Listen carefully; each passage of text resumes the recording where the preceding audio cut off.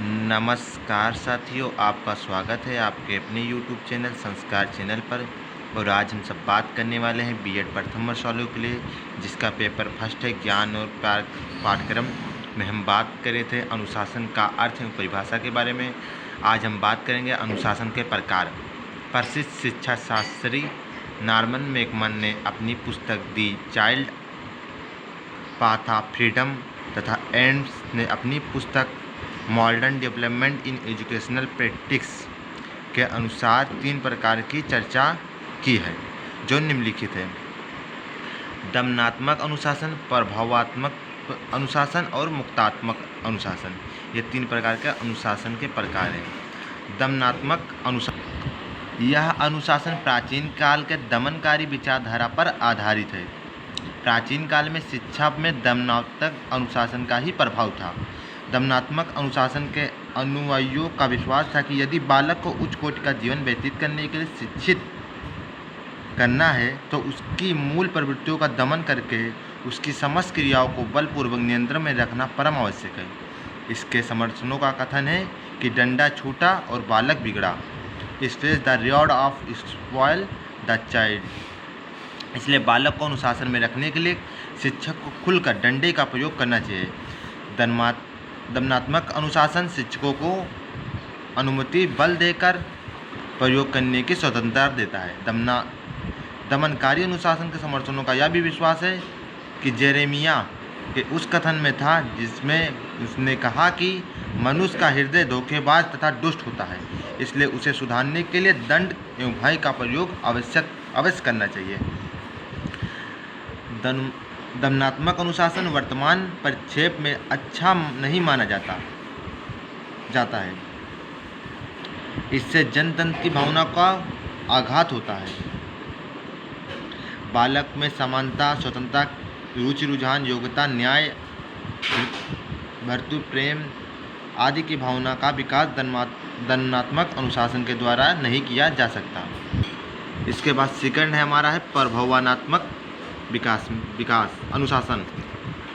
प्रभावात्मक अनुशासन आदर्शवादी दर्शन पर आधारित है।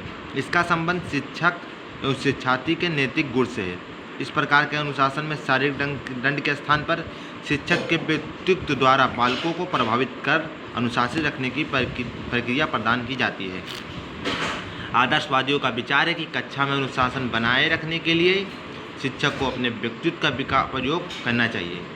इनका कथन है कि शिक्षक को अपनी योग्यता, चरित्र, आचरण, विद्वता, आदर्श के द्वारा उत्तम वातावरण का निर्माण करना चाहिए। इससे बालक स्वयं ही अनुकरण के द्वारा अपने चरित्रों को शिक्षक के चरित्र के अनुसार बना लेगा। इससे बालकों में स्वतः अनुशासन की भावना जागृत होगी।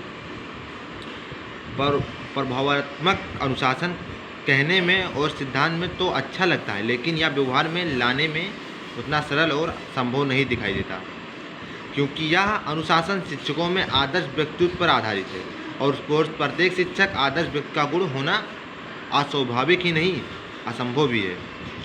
मुक्त्यात्मक अनुशासन, यह अनुशासन मनोवैज्ञानिकों पर आधारित है।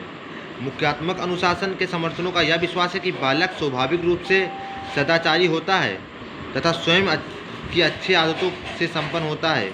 यदि उसे स्वयं विकसित होने के लिए स्वतंत्रता दी जाए तो उनके जीवन में स्वतः अनुशासन का ही भावना स्थापित हो जाती है।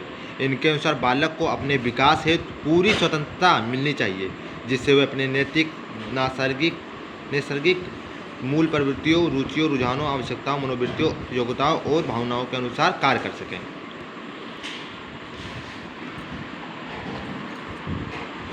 मुक्त्यात्मक अनुशासन के समर्थक प्रकृति द्वारा दंड के सिद्धांत को मानते हैं। इनके अनुसार बालक को जिस कार्य को करने से सुख और पुरस्कार की प्राप्ति होती है उसे वह बार बार करता है, और जिस कार्य को करने से उसे दुख की प्राप्ति होती है वह नहीं करता। इस प्रकार उसमें अनुशासन की प्रवृत्ति स्वतः आ जाती है। प्रकृतिवादी दार्शनिक रूसो और हर्बर्ट स्पेंसर इस प्रकार के अनुशासन को सर्वोच्च मानते हैं। इस प्रकार का अनुशासन वर्तमान समय में सर्वश्रेष्ठ माना जाता है, लेकिन कभी कभी इसका दुरुपयोग हो जाने से बालक अनुशासनहीन हो जाता है। वह स्वतंत्रता पाकर अनेक सामाजिक भावनाओं तथा शिक्षकों की आज्ञाओं का उल्लंघन करने लगता है और उसमें यह अहंकार की भावना का विकास हो जाता है। फिर भी इस सब के बावजूद आज के शिक्षित मनोवैज्ञानिक, शिक्षक, सामाजिक कार्यकर्ताओं आदि सभी लोग इसे बालक के रुचि, रुझान, आवश्यकता के अनुसार स्वतंत्रता को देते हैं, लेकिन इनके पूर्ण स्वतंत्रता के पक्षधर नहीं है। अगर आप सभी को हमारा चैनल अच्छा लगा तो प्लीज़ लाइक, सब्सक्राइब और शेयर कीजिए। हम आपके लिए डेली क्लास लाते हैं। Thanks for watching. और आप हमारे टेलीग्राम से भी जुड़ सकते हैं।